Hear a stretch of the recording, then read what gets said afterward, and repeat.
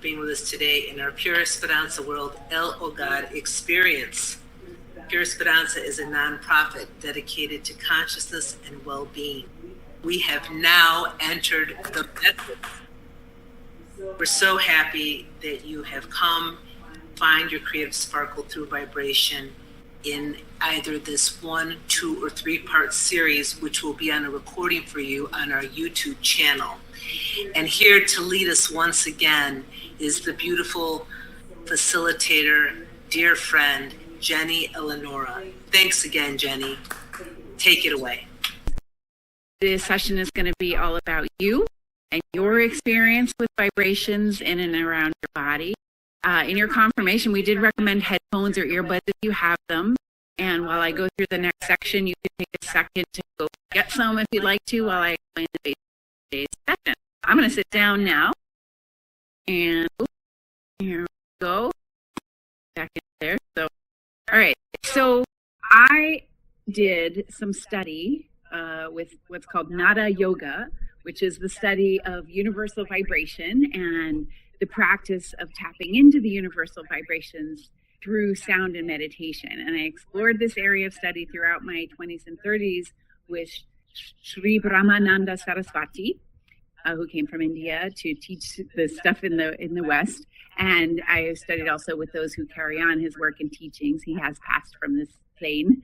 And in his writings on Nada Yoga, Sri Brahmananda talks about the differences between what he calls gross sounds, which are like more obvious or louder sounds to our ears, and the more subtle ones, which might sometimes be like just at the edge of our hearing or even just felt as pure vibration and not specifically heard through our ears. So he gives us a practice that we're going to use today, where he writes that the meditator should leave the loudest sound, meaning like to take our focus off the loudest sounds as we're meditating on some vibrational sounds, and take up the subtler sounds, meaning like to refocus on more and more subtle or quiet sounds, and then leave that fine sound and focus again on the loudest. So basically going back and forth between the sounds that we are able to hear more loudly and then the sounds that might be softer. And by this practice, Sri Brahmananda says, the easily distracted mind and restless attention cease to wander. We're going to use that practice now, along with the sound bath that I created, to tap into your energies of creative abundance and to get you more connected with what you most desire for your creative life. So what I would like you to do is first think of one thing in your creative life that you want more of. You can write it down in your space. You could type it in the chat if you want to, and I'll give you a moment now to allow that thing to come into your mind. One thing in your creative life that you would like to have more of. All right. So yes, if that thing is in your mind, and on a scale of 1 to 10, on a scale of 0 to 10, let's think about now just for a moment how connected you feel with that thing about your creative life that you want more of on a scale of 0 to 10. So just remember that number and remember that thing that you want more of in your creative life. And I'm going to explain what we're going to do next is practice. We're going to experience abundance and shift our focus back and forth in the ways that we were talking about, from the louder to the softer or from the gross to the subtle, those kind of words. I'm starting that sound bath.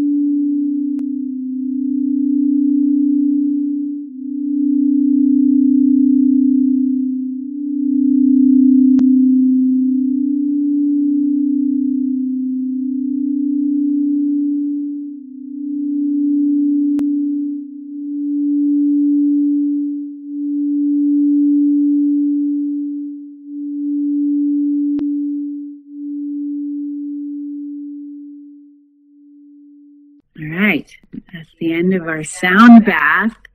Very powerful, right? And now on a scale of 0 to 10, how connected do you feel with the thing that you want more of in your creative life? I think when we all are just tuning in, there's a familiarity about that sound, the frequencies, and it's sort of like this deep stillness in our own void that we experience when we go into that space in ourselves. So thank you for allowing us to experience that here in this space externally with one another too. Thank you. And yeah, some of the way you just explained that is almost exactly the way that Sri Brahmananda would have explained it as well too, that the universal vibration exists within us as well. So then when we get connected more into the more and more subtle areas, what we are also hearing and feeling is what's within us. So that was tool number 2, and you can use that with kind of any kind of music. You can use it with sounds within the spaces that you're in. Nature sounds, as well as, or even you could even use it on the highway. Just trying to gain awareness around more and more subtle vibrations, so that then we can direct those vibrations into parts of our bodies and our energy bodies. That was the tool number 1 that we did last time, that should be available on the replay at some point as well. So, and that we did that one in June. And then we'll be doing another tool in August, which Esperanza will cue you into at some point, probably through the newsletters and stuff, right? So let's build on this experience as we move through our lives. Practice is essential to keep up momentum on vibrational energy so that it can truly make a lasting impact on your wholeness and all the joy that you can have living in your life. And that's a wrap.